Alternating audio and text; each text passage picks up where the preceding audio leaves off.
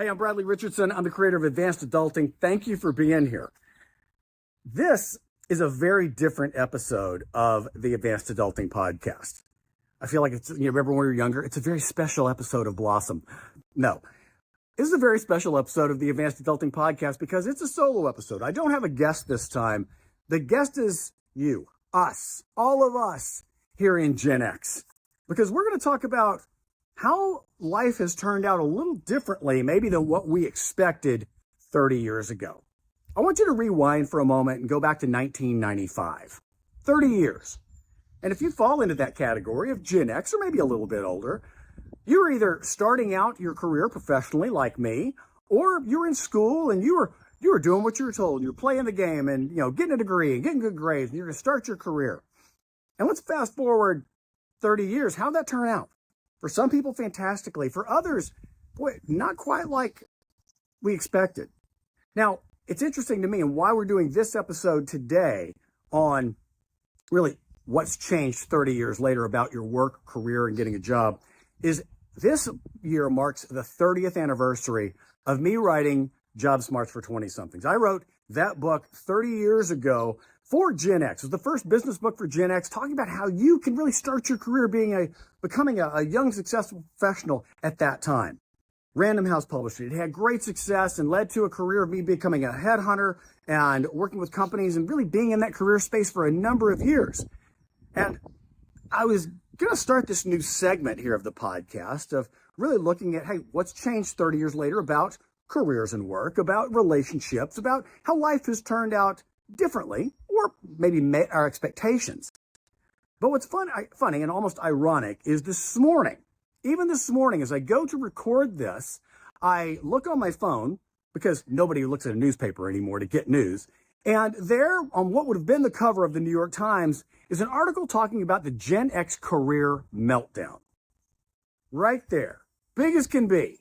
And I thought about that. I thought, well, damn, isn't that fitting?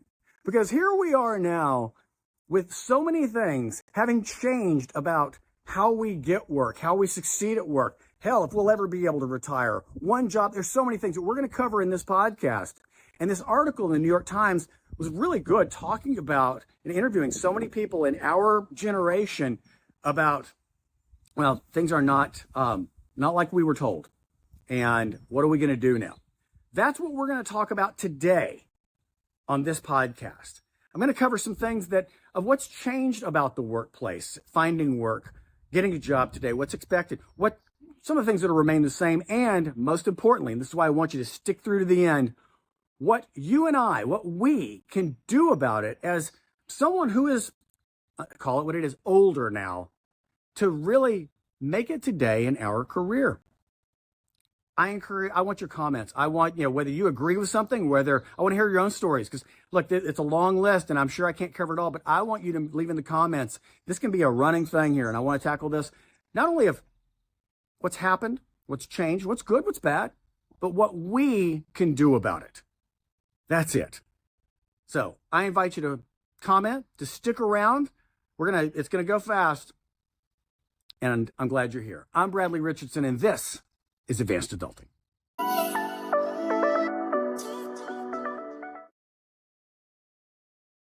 So a few weeks ago, I was on a podcast and someone asked me, they said, Bradley, so it's been 30 years since your book came out.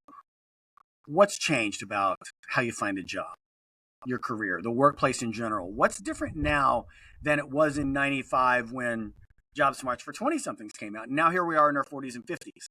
What's different? And my response is, well, how much time do you have? A lot's different. In fact, most everything is different. It starts with the cover of that book.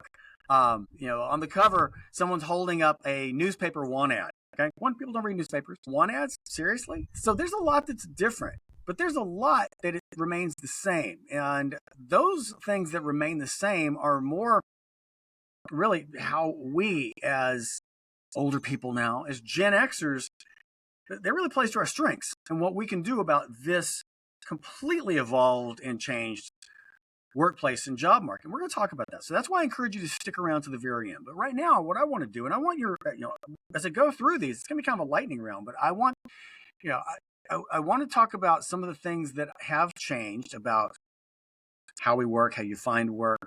And if you agree with these, I want to hear from you. Did I miss anything? I mean, this is not a comprehensive list. I want to hear from you too on what some of these are. So here we go. I mean, like I say, just start off with job ads. How do you get a job anymore? Again, it used to be either, well, if you were young, you go to your college placement office, or you look in the want ads, right? I mean, how many of us had our parents walk in and throw down the Sunday newspaper and go, hey, find a job? Or that's what we did. And we looked, and there was a whole industry, too, of newspapers. And they had whole departments with recruitment advertising. And companies would go and place an ad. That doesn't exist anymore. What do? You go online. You have to go online. And again, for us, at the time, the cool new technology was what? Career Builder and Monster? Oh, my God. Remember that? That's cool. They barely exist anymore. But now it's LinkedIn, it's Indeed, it's job applications online. They're completely automated. You're sending in your resume. It's never seen by a human whatsoever, right? That's changed. How you get a job, just that whole way doesn't exist. And then there's also the in-person. Remember, it used to be that hey, you want to show that you're a go-getter? You want to show that you're eager? Well, you're going to go to that office and you're going to ask to see so-and-so and you're going to show them you're determined, right? And you're going to sit in their lobby until you can get a meeting. Or you're going to try and talk to that admin or that secretary, because you can't call them secretaries anymore. So you're going to talk to them and you're going to try and get a meeting. Good luck. I mean, one, you're a stalker. Two, nobody has offices, okay, for the most part. Trying to get somebody? No, that doesn't exist, because everything, how we communicate has completely changed as well. It used to be too, and I said that you call for the admin, you call the office, right? And I started out my career in sales, and so it started out that, you know what? You're going to call that corporate headquarters, you're going to call that company's office, you're going to get a phone directory, you're going to get somebody's line, their extension, you're going to talk to the admin or their executive assistant, and you're going to find out how you can reach them. Nope. If you don't have that cell phone, or you an email, you're screwed. One, because you can't, calling a corporate office now, I mean, that person might as well be in India or in another country, or you think the office is somewhere in Texas and that person's located in Idaho. I mean, it just doesn't exist anymore. So trying to get somebody and reach a decision maker is totally different now. It's totally different. Talking to a human being, that's a tough one to do. And that shows, again, let's go. I'm going to fast forward a little bit. That's our strong suit, talking to humans. Okay. So if you can actually get a human, it's not this. It's not hiding behind a screen. That works to our advantage. But the problem is the workplace, the culture, the environment doesn't really lend itself to that much anymore. Right? I mean, picking up a phone. How many people look at you? Oh my God, the phone rings and they freak out like someone has just completely violated their privacy of like, how dare they call me? You need to text me to tell me that you're going to be calling me first. And it used to be, you just pick up the damn phone and you just call and hey, can we get a meeting? Or let me tell you about it. Same thing. Really hard. It's changed dramatically. Multiple jobs. Okay. We're going to have multiple jobs now. You've had multiple jobs. Remember when it used to be that you're going to go and you're going to be a loyal employee. We've rewarded corporate loyalty. Yeah, how'd that work out? Word of the wise. Beware of anyone that says, hey, you're family. We're family here. Oh, no, run. Okay, run. We found that to be untrue. That you're going to go and you're going to give your all and you're going to work hard. And they're going to recognize your achievements and your skills and your talents and your abilities, and you're going to progress through the ranks, and your loyalty is going to be rewarded. And it was funny because, as a recruiter for a long, long time, and there's a tipping point too, where employees, we got the message on that earlier. We got that a lot faster that, hey, you know what?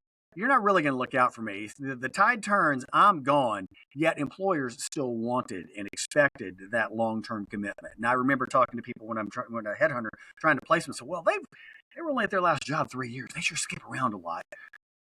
Now, if you stay in a job too long, they wonder what the hell's wrong with you, right? Wait a minute, you've been there 5 years, 7 years. What, do you have no ambition? You're not any good. They didn't advance, whatever. It's weird. It's almost how it's flipped. And if you want to advance your career, it's almost expected, or make more money, it's almost expected that you're going to move, that you're going to bounce. And yet some people, I mean, again, it's a dinosaur thinking, I still hear this from people. Well, and that's the knock on us. It's so funny how it's kind of, we got it at the beginning. Oh, are you going to be a long-termer? We want you to stay for a long time, yet we're going to can your ass whenever. And now we're in our 50s or such, And the knock is, well, you're older. I don't know if you're going to be here for long. You're not, we want to build something around you. And my response is always this, and I encourage you to use this. You know what? That young Gen Z, that 20-something, that early person that you're going to hire there that you think they're going to stick, at some point they're going to get bored, decide they want to go open a taco stand on Bali. They want to move, follow their boyfriend, girlfriend, fiance, whatever. They just want something different and decide, hey, I don't like this. And they're out and they're going to bounce after 2 years. So why don't you get the person who actually has experience, has some skills, can communicate, is accountable, is professional, is a grown-ass adult, and can bring you more. And if you get them for 2 years, if you get them for 5 years, 10 years, fantastic. Think about that. But it's funny how it's a double-edged sword, isn't it? The rules have changed.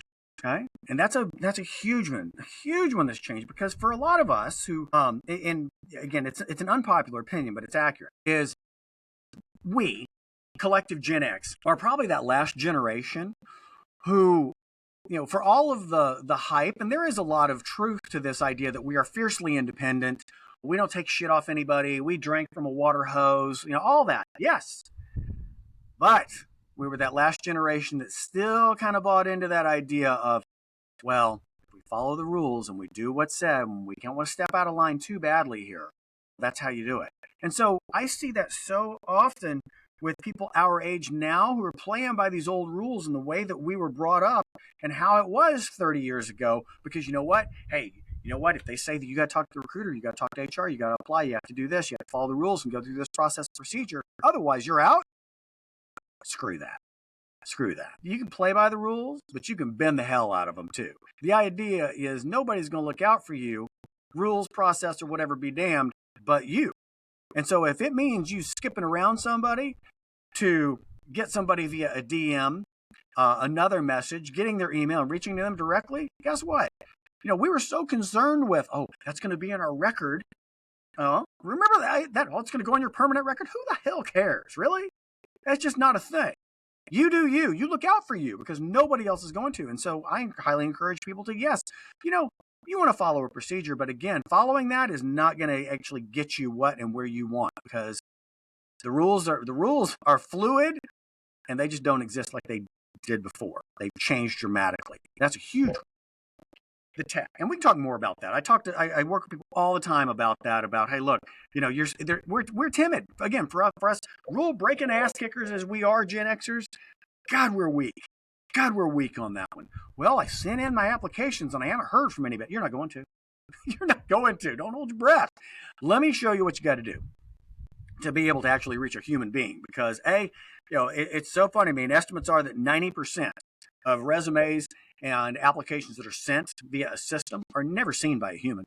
So what are you waiting on? Okay? Or you just get something, an automated response. Again, well, if I put in there that I'm a team player and I communicate and I learn things quickly, no one gives a shit. They want someone who does those things. But we were taught, we put that in there. Hey, go get her. No. You got to be faster. You got to be different. So the rules have changed. Let's talk tech though for a second. I go back to that phone example. I go back to email. Was there email then? Barely. I mean, look, my first job out of college, right before I wrote JobSmarts for 20-somethings, was in one of the early internet companies. And my job was to go in New York City and go to these major companies and talk to people about information, selling information that you can get for free now, that a 5-year-old can get and research on their phone. I go in there and sell these, access to this stuff for thousands of dollars. And I'd use a modem, a dial-up modem. Remember, all that sound? That. Text changed, didn't it? Again, you can pick up a phone. You don't pick up a phone anymore trying to reach somebody. That's different. What about Zoom calls? Used to, hey, you get on a plane and you go meet somebody. Or a phone call, a conference call, all right? No, it's Zoom. It's a Zoom call. It's a Google Meet, okay? It's podcast. It's things like this. The tech has changed dramatically, and we are trying. Many people have adapted well, but some people have not adapted, and that is not an ageism or ageist thing at all. It's not the ability; it's the hanging on to those rules, and it's frustrating. I get it. I am that way.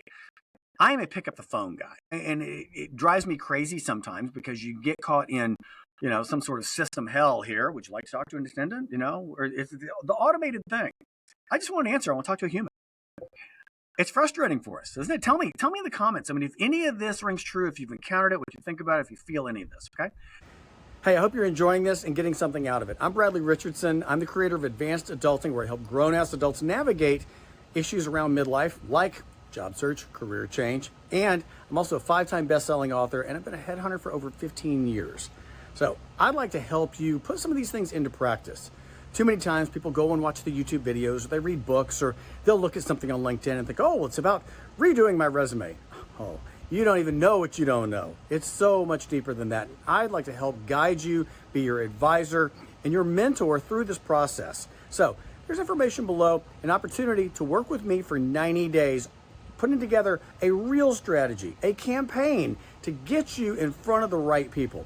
It involves some sessions with me one-on-one, open access to me for Q&A, and my toolkit that helps you not only research people, how do you find these people, and we're gonna make it tailored for you. It's inexpensive, it's 90 days, your whole life can change real soon. Check it out below. Retirement and security. Wow. Well, let's talk about this. I mean, one, pensions don't hardly exist at all anymore. They were on their way out when I entered the workforce back in the late 80s, early 90s. And then you had 401ks, right? 401ks, and they match, and it was great. Oh, fantastic, okay? It was this progression. Remember? Well, we're not going to match anymore. Oh, no, we're flying blind. With this generation, we are supremely fucked right now in terms of retirement. Supremely. I mean, the stats are mind-blowing on the number of people, at least in America, who are woefully unprepared, who will end up working for a long, long time if they ever are able to quit. But what's funny is, and that's not crying at all about, oh, they should have taken care of us. No, it's just we did not have the opportunities that others did. Now, the ones that are here, young people now, like my kids, I mean, they got to do it on their own as well. But we kind of bought into that. Oh, well, sure, it'll work out. No, it won't. We've hit 4 recessions in our working lifetime. The retirement vehicles, the saving, we haven't saved. We weren't taught to be savers. It's just been a very, very different time of how that, again, when we came into the workforce, there was still that hope that, well, you know, we're going to get on with a good company and they'll take care of us, right? We have all those benefits that will set us up.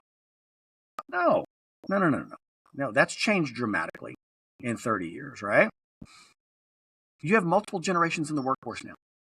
Now, when we came into the workforce, you had 2. You had baby boomers in huge numbers and a giant, they made up the bulk of it right now. And here's the funny thing. Ageism has always happened. And whether you like to admit it or not, and granted, there are outliers, and I'm sure some individuals there will say, well, I didn't do this. But for a lot of us, I mean, we're starting our careers, we're like, hey, I want to go, I want to move, I want to advance, I want to go fast. But you know what? Billy Bob here, and he's 40, and he's gumming up the works, and damn it, there's nowhere to go. That was an interesting thing, just that whole dynamic between boomers and Xers. Again, we were considered and labeled slackers, right? And we were the smallest cohort, too. I mean, I did a lot of work with companies in that time on basically the birth dearth. So you had boomers here in huge numbers. You had a gap of Gen Xers, significantly fewer of us right now. That's why there's a brain drain in a lot of things. And then boom with millennials and Gen Z and others. Huge numbers. We're kind of squeezed in the middle. Again, this is not bitching, moaning, or crying. These are just actual facts and laying it out of how the landscape is. So now we have 4, if not, in some cases, 5 generations in the workplace. So at the time, we're talking to companies about, well, how can boomers and Xers all get along right now? And now we're like, okay, we got boomers who are still working. Okay, who will never be able to retire. We got Xers here who are working and trying to figure it out because we've got kids that we're taking care of. We got, elder care. I've done a whole series on caregiving and being the sandwich generation on going for both ends. Then you've got millennials, of which the oldest millennial now is crossing over into middle age. You got Gen Z. You got everything else. It's crazy. All these different expectations, cultures, philosophies, ways of working. Very, very different now. We didn't have that. It's changed. Okay? It's like a little mini United Nations there of generations that we have to deal with. We talked about Zoom. We talked about interview. How do you interview? How do you interview? It used to be, hey, I'm going to prepare for my interview. Right? Go in. I'm going to have 1, 2 interviews, talk to everybody. I might meet with a panel. I might meet with an executive, and they run me through. Now it's a freaking gauntlet that, again, as someone who's the headhunter for a long time, I mean, look, companies screw the pooch. consistently because they feel it has to be 5, 6 interviews. Oh, there's a Zoom interview, there's an in-person interview. We're going to wait, we're going to put it on hold, and you run through this long process, or we're just going to ghost you completely, and you're never going to hear from anybody. But the interview process has dramatically changed, and in what they look for, and how it's gone about, how everybody's got a vote and a voice somehow. It's interesting how you now need to know how to be able to control an interview. And that's a place where us, Gen Xers, we still screw up. It's back to that old mindset, that old thinking of, well, it's an interview and they're going to ask me the questions and I need to present myself. Hey, this is a conversation. This is a dialogue. It is a two-way street. And yeah, you need to ask just as many questions. This is a date, nothing more. Okay, it is a date, and you need to express what you want, what you're looking for. Ask the hard questions. Well, tell me, why'd you leave your last job? Well, tell me why the person left this job. You have an opening, right? Are you growing? Did you fire the person? Did they let go? Why? See, back to the rules have changed, right? When we were coming of age, we never thought of asking that. Oh my God, no. Now you can ask that. You've got a little more control, right? Or you should have more control, huh? That's important. Remote work. Jesus. 30 years ago, remote work. What type of slacker work doesn't work in an office, really? I mean, if you were in the arts, if you were in media, you were a photographer or something, you didn't work in an office. Pretty much you go to an office, right? And then it moved and you could work remote. You wanted to work remote. Boy, how's that changed? Even in the past 5 years, right? With remote being work from anywhere, with Zoom, with the technology. Now, what's happening? Boy, that tide has come back in, right? Get your ass back in the office or you're fired. Get your ass back in the office or you can find a new job. It's interesting. Where we work has changed. How about what we wear to work? The attire, right? I suited up. I mean, I tell you what, I look like little mini Gordon Gekko because I had hair, and I remember I'm working in New York, and I had on the suit. I actually had these badass straps and suspenders. It was what you did at the time. Then it went to casual, and you wear your khakis. And then it was jeans, and you had to pay to work, wear jeans Friday. And now, I mean, look, wear a hoodie, sneakers, whatever, sneakers with suits. It's just crazy. It's crazy. And here's something important. We'll touch on this a lot. Professional attire has changed, but professionalism and professional communication and how you show up, it doesn't go out of style. It's changed because a lot of people don't do it. But if you do it, that is always going to be accepted, recognized, and stand out. Remember that. Do that. That is our Gen X, older folks. That is our strong suit right there. Don't forget it. LinkedIn and the personal brand.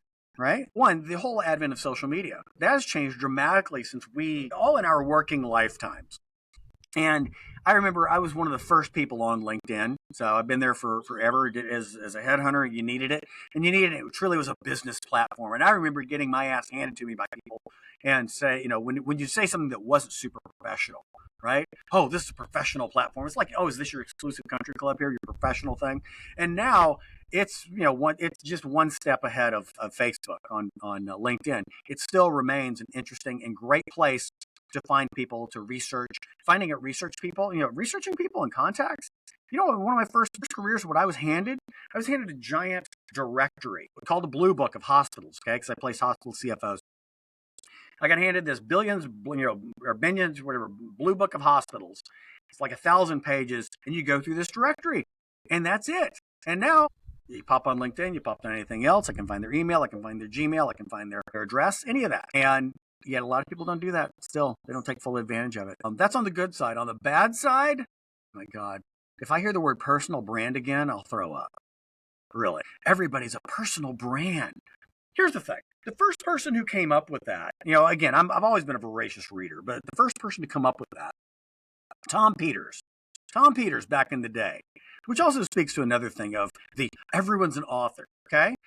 Look, I've legit written 5 books. People have paid me. Major publishers have paid me to write books. This isn't like, well, I think I'm an author. I'm a self-published author. And my first agent told me, she goes, everybody's got a book in them and some of them should stay there. But now everybody, it's my calling card. It's my business card because I wrote a book, because I stayed up late one night and wrote my Jerry Maguire Drunken Manifesto and had it self-published. And here it is now from Tammy Sue Jones, publishing by Tammy Sue Jones with their personal brand. Tom Peters wrote the first book on personal branding. I get it. It's a thing. But it's gone so far on the other side now to become this bastion of narcissists and wannabe celebrities. How about this? Your personal brand is your reputation, how you're perceived. That's it. It's not that's my opinion. But I think now you look at it, and what's changed is everyone has to work on their carefully crafted and curated personal brand for their career right now, and complete with my LinkedIn page and all of these other things. Did we think about that? Hey, what's your professional reputation? Okay. Do you do what you say? Do you show up? Are you professional? The basics. But now we forget the basics, and now it's all the curation of Insta celebs and look at me. That's changed dramatically, as has the celebrity entrepreneur. Celebrity business person. Mark Cuban, celebrity business person. Okay? I had the good fortune of doing stuff back in the day when Southwest Airlines was fantastic with Herb Kelleher. An OG celebrity executive, celebrity entrepreneur, business person. But now it's everybody's look at me. That's a whole other thing with the personal brand, and it's something we would have looked at someone and go, you egomaniacal ass. But that's changed because everybody's got to have one now. Kind of a offshoot of the LinkedIn thing. Tell me about this. The blending of personal and business. Used to, you kept your private life private, your personal life and your professional life. I think we did it wrong. But I think the pendulum has swung so hard to the other side now that I don't know. I mean, the jury's still out on that, but I think that used to it was you kept those two things very, very separated and isolated. Caused a lot of problems, caused a lot of strife at home, caused some problems at work. I mean, when you have real life to deal with, you got small kids, sick kids, parents, whatever, things that you have to really deal with now, to going from that to, I have to take a mental health day for whatever this way. Not bagging mental health, but it's just like, it's my roommate lost their parakeet, and so now I have to take a mental health day. Okay. Anyway, I just think the blending of personal and business has changed so dramatically. And some of it for the good. Some of it's extreme. Not everybody needs to know everything, but I do think that it's a good thing because you know what? Life happens. Life happens. It does. So that's a good thing. What's changed, I think, is the lack of professionalism and manners. God, I'm going to sound like such an old man on this one. The old, hey, you kids, get off my lawn. But just this past week, I had 3 people reach out to me in a professional setting about business, leading off with, hey, bro. Okay. Hey, I'm down for bro, but don't, as I heard someone say once, don't bro me unless you know me. But that's straight out of the gate. They led with, hey, bro. I'm like, man, I'm a 58-year-old man, and you're going to lead with bro about doing business together. Interesting. That works in certain things, but it's just kind of know your audience, know your thing. And then just that the lack of ability to communicate, professionalism, manners, that type of thing that's changed so dramatically. Tell me what you think about that. Those are a few things just off the cuff as I'm thinking what's changed in 30 years, right? About getting a job and about the workplace. Let me hear from you, but let's talk for a second about what's the same and some things that we can do. Okay. Now, I've touched on a few of those throughout this, but what's the same? Well, unfortunately, ageism. Ageism is the same. And that is something that has never really changed. I think it's more prevalent now because you have a truly multi-generational workforce right now, and I don't care really what anyone says. Is ageism and ageist behavior bad? Absolutely. Should we be inclusive of the benefits of all the different generations of the workforce? Yeah, sure. Absolutely. Is it realistic to assume that that's going to happen or could be educated out? No, it is not. Okay, it is not. And the simple reason is, and I've done several podcasts on this with some leaders in this area, is the idea that this area of aging is something that you can only understand as you get older, because at one point we're all going to get older and we're all going to experience it. And again, when you're young and you're starting your career, and I did this, and a lot of people have done this. It's, you don't understand. You don't know what you don't know until you're there. And that's it right there. You don't understand the value until you're there. And I think that ageism is always going to be there, unfortunately. I think that we see it hidden and couched in a lot of things. I encourage you to go back and look at some of the videos I've done on hidden ageism in the job search and in the workplace and what you can do about it. But I think that's the point, is for us, there is something we can do about it. We're not going to change someone's opinion. We're not going to change the outcome on things, but we can make our case for ourselves and address it. And I go back to the thing of Gen X playing by the rules. Now's not the time to play by the rules when it comes to ageism and ageist behavior in a job search. Okay? Again, maybe it's just me and a personality of calling it out and being a little more extroverted and in your face about it. But the point is, no one's going to toot your horn. No one's going to make that case for you but you. The fact is, in most cases, people are thinking it. They're just not going to say, oh, you're overqualified. Oh, you wouldn't be happy here. Oh, gosh, They're thinking it, and they might say it in a couched version. They may think it and never say it, but they are. And the moment you leave that Zoom call, that office, whatever, it's going to be addressed.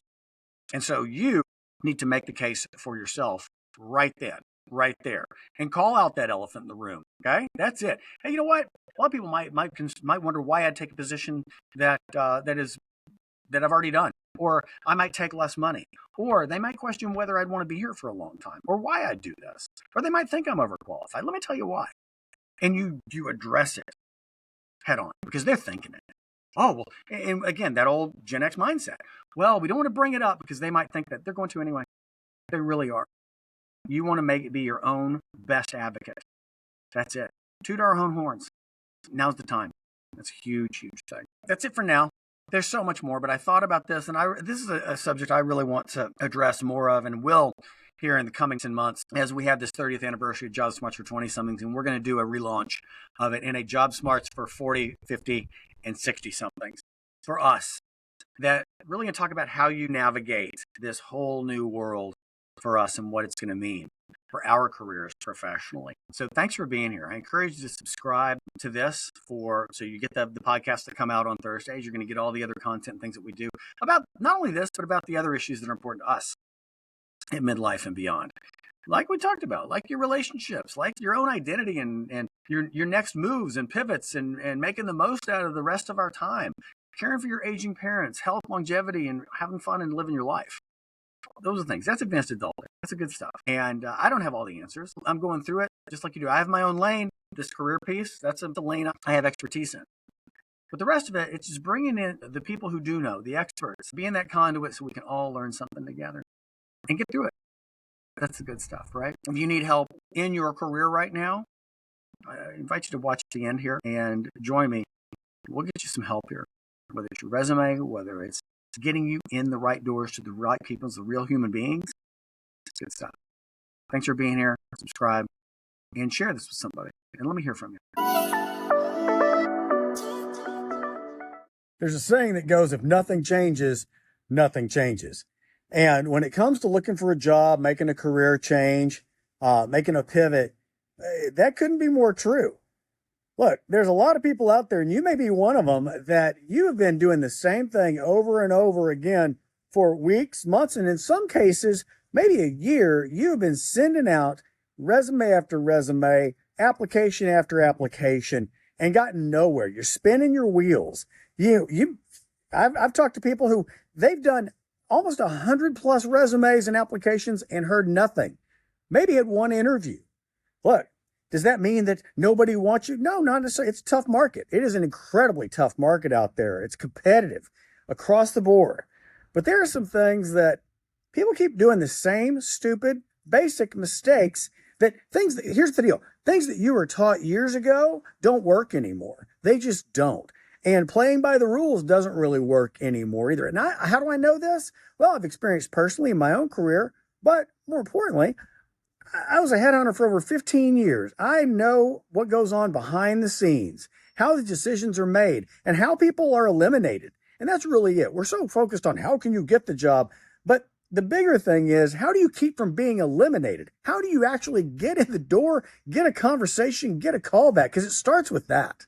It really does. And it doesn't start with, well, I updated my skills on my resume and it looks fine. That's great. It's so funny. Everybody tries to optimize it for technology and AI. They just optimize it for humans and to be seen. And more importantly, they don't even know how to get it or get their message or themselves in front of a human. I want to help you out with that. That's it. So, recruiter, career coach, best-selling author, and I want to give you some real advice and make it accessible for you.